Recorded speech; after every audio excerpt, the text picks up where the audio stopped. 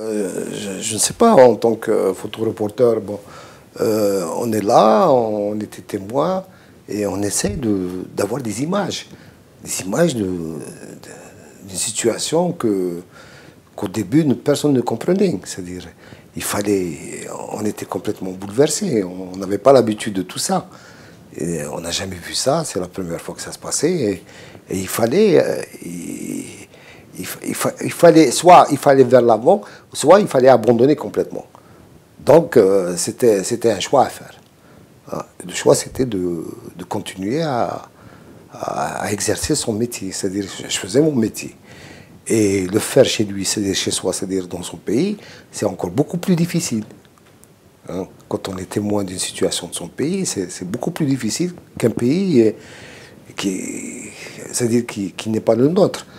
Bon, c'est ça, il y a une différence entre les deux. Être témoin direct d'une situation dans son propre pays et voir des gens qui sont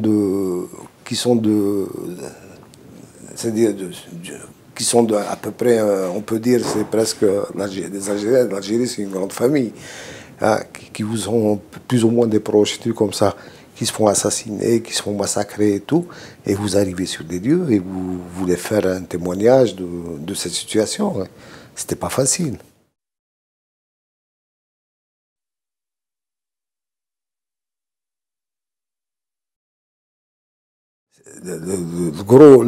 C'est-à-dire le plus gros des événements pendant toute la décennie hadith, moi je pense que c'est les grands massacres. Il faut le dire, c'est Bent Belha, c'est Rayes, c'est Ghilizan, c'est Sidi Hamed. C'est ça qui nous a marqué le plus.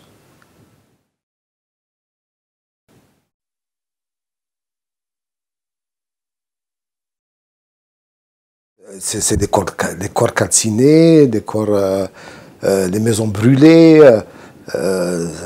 Voilà, et les survivants qui étaient là en train de crier, des pleurs, voilà.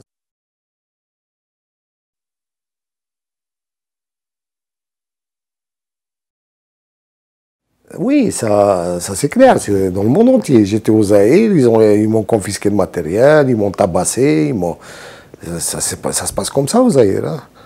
Hein. Bon, mais Naya, c'était plus ou moins, c'est pas...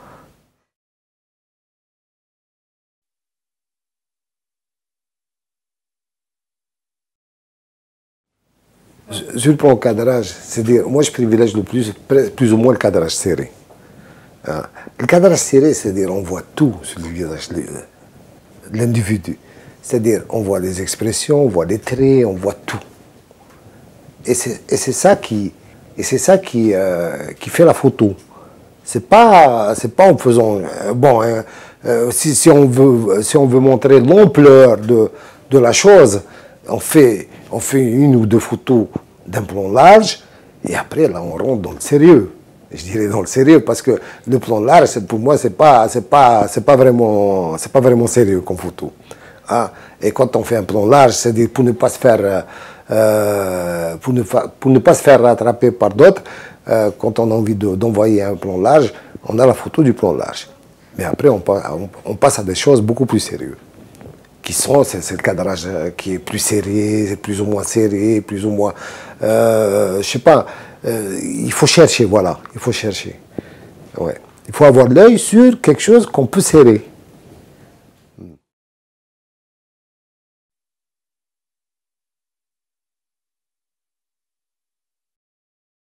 Oui, à un moment, oui. À un moment, on sent que ça s'est répété. Ça, c'est clair. C'est comme dans toutes les guerres. C'est-à-dire, une guerre, c'est une guerre. Hein. Il ne peut pas avoir, aujourd'hui bien, demain moyen, après-demain mauvais. Non, c'est pas vrai, c'est fou. Hein. Et tu me dis peut-être toutes les massacres se ressemblaient. C'est vrai, mais il faut essayer de nuancer et de faire la différence entre un massacre et un autre. Comment tu arrives à le faire? On arrive à le faire, c'est en fonction du lieu, en fonction de la topographie du lieu, en fonction des gens, en fonction des têtes changent, c'est pas les mêmes. Hein. et les expressions changent. Et là, la topographie du terrain n'est pas la même du tout. Hein. Les maisons, c'est pas les mêmes. Il y a ça aussi, il faut jouer sur l'architecture de l'endroit aussi. Hein, pour différencier d'une photo à une autre. Sinon, on ne se répète réellement, tu vois.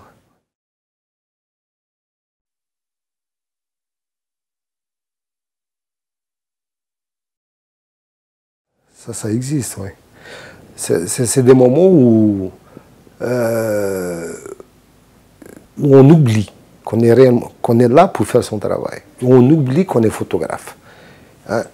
Parce que les gens chez qui on allait pour faire son métier, c'est des gens c'est comme vous et moi, et qui parlent on parle la même langue.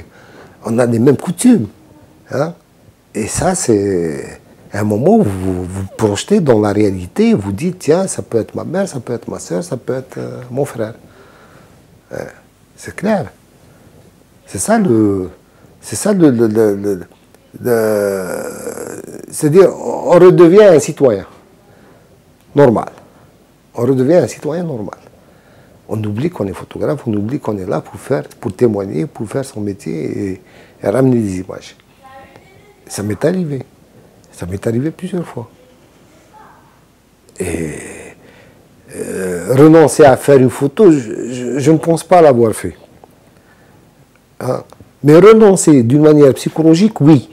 Renoncer, c'est-à-dire quand je dis renoncer à faire une photo, c'est-à-dire je ne fais pas ça et après je dis je ne fais pas cette photo. Si je fais ça, je fais la photo. C'est clair. Mais il y a beaucoup de photos sur lesquelles j'ai passé. Je suis passé sans les faire. Ça ne m'intéressait pas de les faire. Pourquoi? Hein? Pour la simple raison que,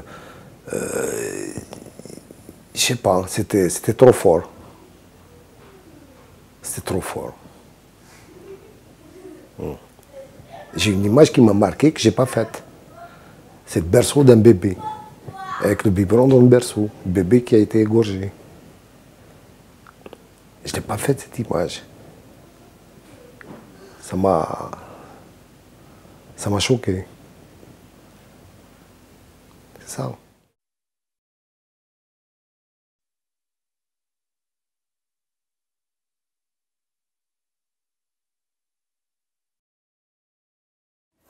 Oui, la présence des femmes, parce que c'était la femme qui exprimait le plus. Il faut le dire. En Algérie, pendant toute cette période, la femme, c'était elle, la seule, qui exprimait la douleur. Et vous le voyez même dans mes photos, il y a beaucoup plus de femmes que d'hommes. Là où on va, juste après un massacre, c'est les femmes. Les femmes en pleurs, les femmes qui font le va-et-vient, les femmes qui sont là pour tout faire. C'est ça, c'est la femme.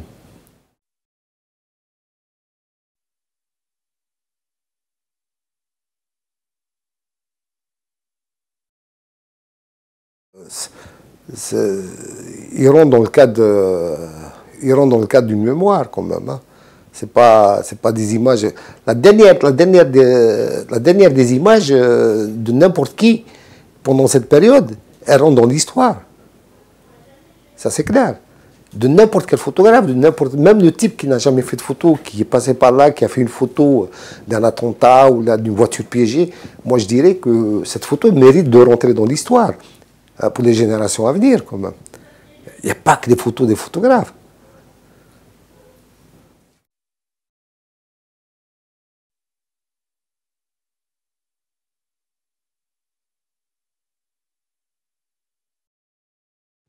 Ce qui a changé en moi, c'est ma manière de voir des choses. Voilà, c'est ce qui a changé le plus en moi. J'ai une autre façon, j'ai un autre regard, beaucoup plus tranquille, beaucoup plus doux, beaucoup plus, je dirais même plein de couleurs. Oui, contrairement à cette dessinée noire où le regard, c'était presque un regard de fou. C'était presque un regard de fou, il faut le dire. C'était la violence, c'était le sang, c'était les morts, hein, c'était les bombes, c'était des voitures piégées, C'est tout ça, c'est-à-dire, qu'est-ce qu'on peut avoir comme regard là-dedans, hein? Mais maintenant, avec le recul et avec le dépassement de tout ça, hein, le regard a beaucoup changé. Il a beaucoup changé.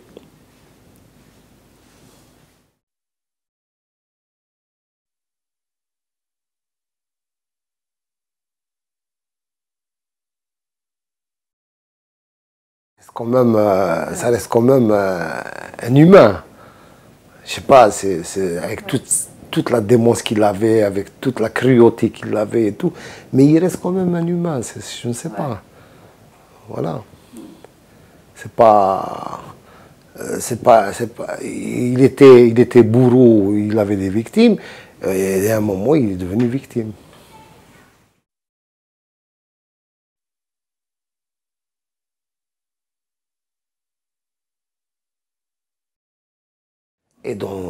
Quand je dis les survivants, qui est-ce qui s'agite? Qui est-ce qui exprime? C'est eux.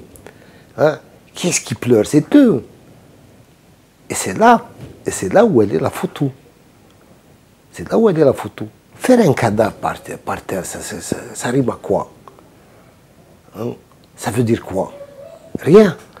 Mais par contre, quand on fait celui qui le soulève, hein, et quand on voit l'expression de son visage, quand on voit les larmes tomber, des trucs comme ça, c'est quand même, c'est une très forte émotion quand même. C'est là, elle est là la photo. Elle est là. Et je pense que c'est ça. Je sais pas, moi je pense, peut-être, je ne sais pas, hein. J'étais très jeune quand il y avait la guerre du Vietnam. Hein, et je crois que j'étais peut-être influencé quelque part par des images de télévision sur la guerre du Vietnam, où on voyait le Vietnam à feu et à sang. Hein, c'était le napalm, c'était les enfants qui brûlaient, c'était des torches vivantes quand même. Hein. C'est à peu près ça.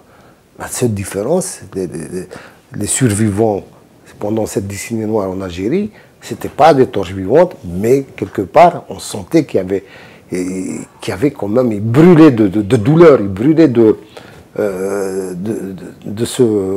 cette injustice.